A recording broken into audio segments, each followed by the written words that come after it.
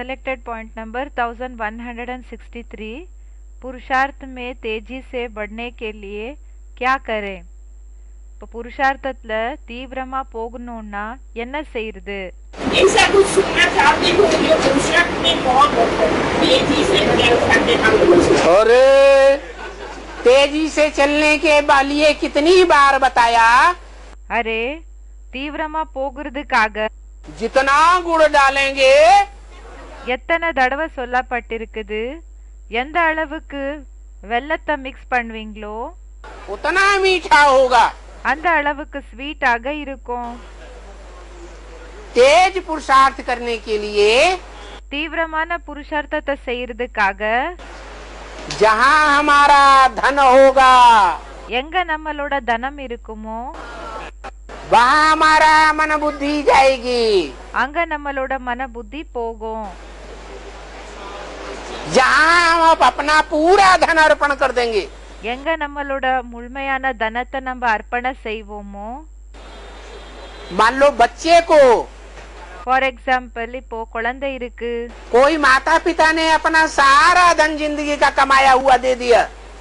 இப்போ அவங்களோட அம்மா அப்பா அவங்களோட முழு ப்ராப்பர்ட்டி அப்படின்னா அவங்களோட வாழ்க்கையில சம்பாதனை பண்ணிருக்கிறது எல்லாமே அவங்களுக்கு ஒப்படைச்சிட்டாங்கன்னா तो बुद्धि किसमें जाएगी?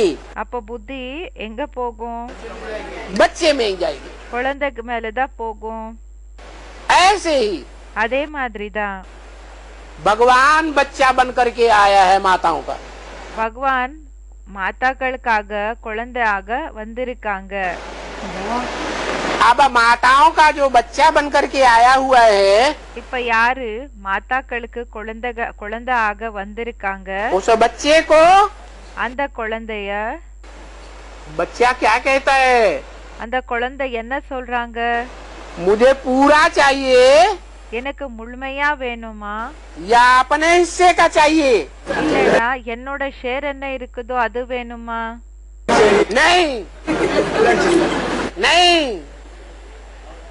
भगवान बड़ा बच्चा है या छोटा बच्चा है? बड़ा बच्चा है। பகவான் சின்ன குழந்தையா இல்லனா பெரிய குழந்தையா? तो இப்போ எல்லா ஸ்டூடெண்ட்ஸ் என்ன செஞ்சாங்கன்னா அவங்க ஆன்சர் கொடுத்தாங்க. பாபா சொல்றாங்க இல்ல, பகவான் பெரிய குழந்தையா இல்லனா சின்ன குழந்தையா? पहला हिस्सा किसको चाहिए? அப்போ ஃபர்ஸ்ட் ஷேர்ன்றது யாருக்கு வேணும்? बड़े बच्चे को चाहिए। பெரிய பையனுக்கு வேணும். तो जो बड़े बच्चे को बड़ा बच्चा मान करके चलेंगे யாரு பெரிய பையனன்னு சொல்லி ஏத்துக்கிறாங்க उनको प्राप्ति जरूर होगी। அவங்களுக்கு கண்டிப்பா பிராப்தி கிடைக்கும். तन है, शरीरम இருக்குது. जहाँ हमारा तन होगा எங்க நம்மளோட शरीरम இருக்குமோ वहाँ हमारा मन होगा। அங்க நம்மளோட மனசு இருக்கும். तन की ताकत, तन की सेवा, शरीरத்தினோட தாக்கத் அப்படினா இந்த சக்தி, शरीरத்தினோட சேவை जहाँ हम लगाएंगे எங்க நாம போடுவோமோ वहाँ हमको ताकत जरूर मिलेगी। அங்க நமக்கு சக்தி கண்டிப்பா கிடைக்கும். तन सिर्फ ये तन ही नहीं होता है। பாபா சொல்றாங்க शरीरம்னா வெறும் இந்த शरीरம் மட்டும் இல்ல. जो बाल बच्चे हैं वो भी किसका तन है? இப்போ குழந்தை குட்டிகள் இருக்காங்க இல்லையா, அவங்க கூட யாரோட शरीरமா இருக்காங்க? माता पिता का ही तन है। அம்மா அப்பாவினோட शरीरம் தான் இருக்காங்க. माँ का हिस्सा है। அம்மாவினோட ஒரு பாகமா இருக்காங்க.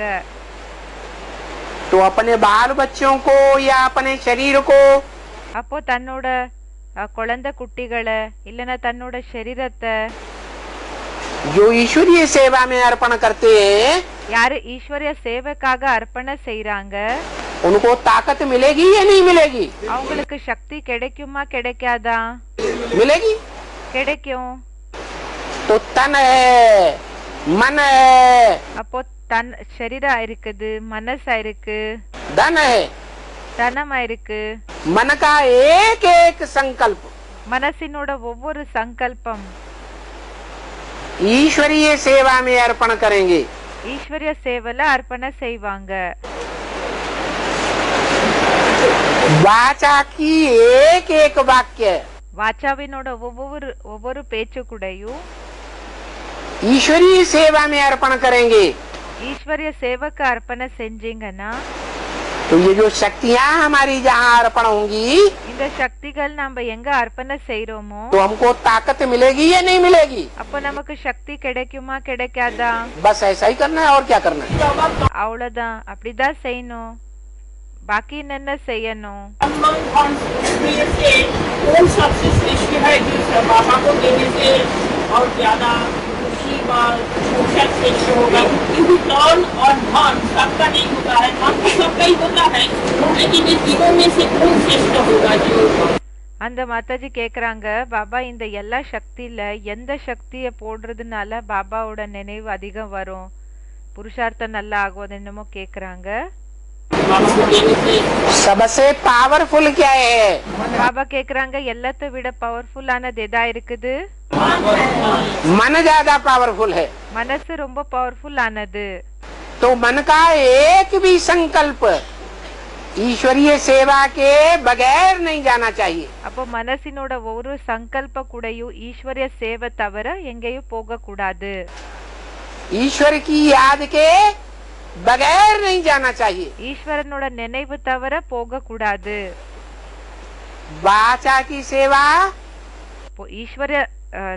ஈஸ்வரனோட நினைவு இல்லாம போக கூடாதுன்னு சொல்றாங்க. பேச்சினோட बेसिक में एडवांस वालों ने बहुत की. வாச்சாவினோட சேவை பேசிக் காரங்க அட்வான்ஸ் காரங்க ரொம்ப செஞ்சிருக்கீங்க. क्या सारी दुनिया को रिजल्ट मिल गया? ஏன்னா முழு உலகத்துக்கு ரிசல்ட் கிடைச்சதா? संदेश मिल गया? அறிமுகம் கிடைச்சதா? नहीं मिला. கிடைக்கல. कर्मणा कर्मेंद्रियों से बहुत भाग दौड़ की. கர்மனா அப்படின்னா கர்மேந்திரியங்கள் மூலமா ரொம்ப சேவை செஞ்சீங்க.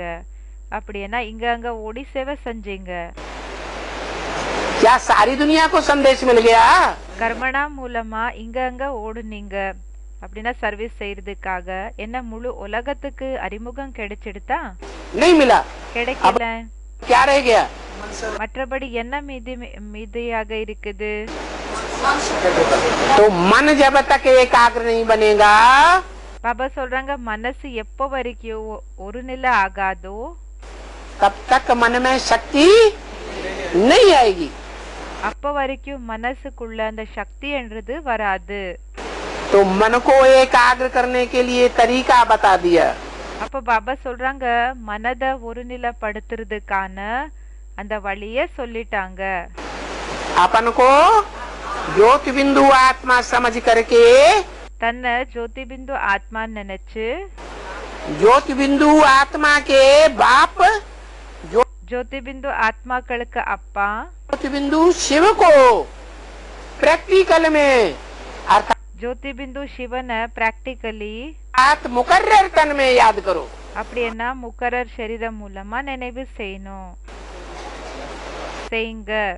तो तुम्हारा मन एकाग्र हो जाएगा सहज सहज.